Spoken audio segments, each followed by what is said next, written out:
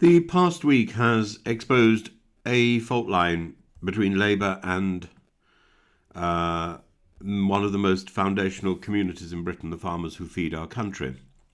A planned extension of the inheritance tax to agricultural property has triggered protests, arrests, a rebellion inside the governing party, and a wave of growing distrust across rural England, Wales and Scotland. The Chancellor, Rachel Reeves, insists the measure is a question of fairness. Farms worth more than £1 million and only the value above that threshold would face a new 20% rate when passed on. The Treasury estimates more than £500 million a year could be raised to support public services and ease fiscal pressures. At first glance, she is taxing wealth, not toil, but the politics and the agricultural realities are far more complex. For most farmers, land is not an asset to be managed by the physical basis of family continuity. A farm divided is a farm destroyed. Many are land rich but cash poor. Rising input costs, tiny profit margins, and volatile markets already push many to the brink. The family continuity is the only way to ensure that a farm can continue to function. Selling off bits of the farm simply because a parent dies is a nonsense in terms of our agricultural health as a nation. The idea of a sudden tax bill forcing that sale of land feels like a direct threat to rural identity, to food security, to our future as a country. The National Farmers Union made its view unmistakably plain: abstain and show farmers that these proposals hit the wrong people. Farmers argue that they will be punished for simply wanting their children to carry on the work, and the result has been fury. Tractor horns outside Parliament, arrests under the Public Order Act when police banned agricultural machinery from Whitehall, grassroots solidarity, an online fundraiser for farmers whose tractors were seized, hit over £16,000 in hours. Meanwhile, many ask why peaceful demonstrators were treated like criminals. There's a sense of betrayal. During the election, Labour had repeatedly promised to protect small family farms. Many farmers feel that trust is now broken. At Westminster, the political consequences became clear. Marcus Campbell-Savers, Labour MP for Penrith and Solway, kept the promise he once gave his constituents. He vowed to vote against the government. He's been suspended from the whip. But the more important number is not one, it's at least 20, possibly 30 Labour MPs who abstained.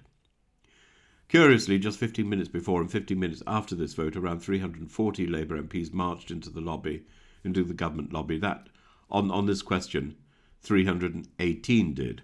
A quiet message was sent: ignore the countryside at your peril. Labour backbenchers from Derbyshire, Norfolk, Cornwall, Pembrokeshire, Cumbria and Yorkshire all warned that the plans had lost the trust of farmers. These are seats Labour has just won back after a decade in the wilderness. Many have slender majorities, and the cost of misjudgment could be high.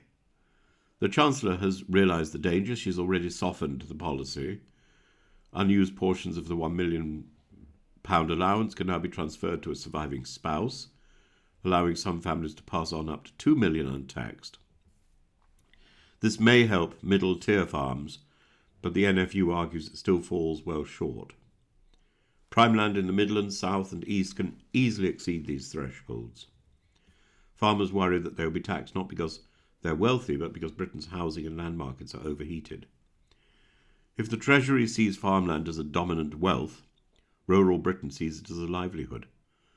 Underneath the tax debate lies a deeper unease: rising costs of fertiliser, feed, insurance and machinery, cheap imports undermining domestic food production, labour shortages and insecure seasonal worker schemes, climate-driven crop failures and flooding, mental health concerns and farm closures accelerating. Political protest is not only coming from farm owners. Seasonal migrant workers have spoken out against exploitation, poor housing, and a lack of legal protection. British food production needs labour, but those who provide it often feel disposable. In the countryside, if the countryside is worsened economically and divided socially, both sides of the food system suffer. British food security depends on farms staying operational and within families who understand local soils, seasons and livestock. Farmers are right to warn that you cannot run an agricultural sector on short-term Westminster spreadsheets. Once farmland leaves agricultural usage, it rarely returns. Labour cannot afford to look urban and metropolitan. The party is governing the entire nation again, treating farmers as collateral in a tax policy that simply risks repeating the same old mistake, assuming rural voters do not matter. Well, they do.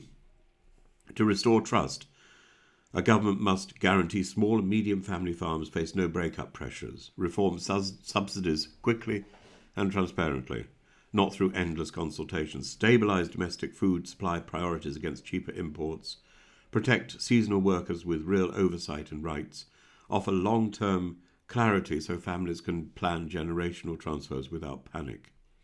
If any group in Britain deserves certainty, it's the people who produce the food on our tables. This movement is a test of political seriousness. Britain's farmers have sounded the alarm.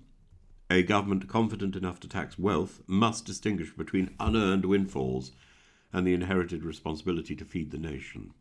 When tractors enter central London, something has gone wrong. When rural Labour MPs refuse to vote with their own leadership, something must change. Agriculture is not just another sector, it's a covenant between generations. Break that and you break far more than the tax rule. You break the bond between the countryside and the state that governs it. Labour would do well to listen before the next harvest.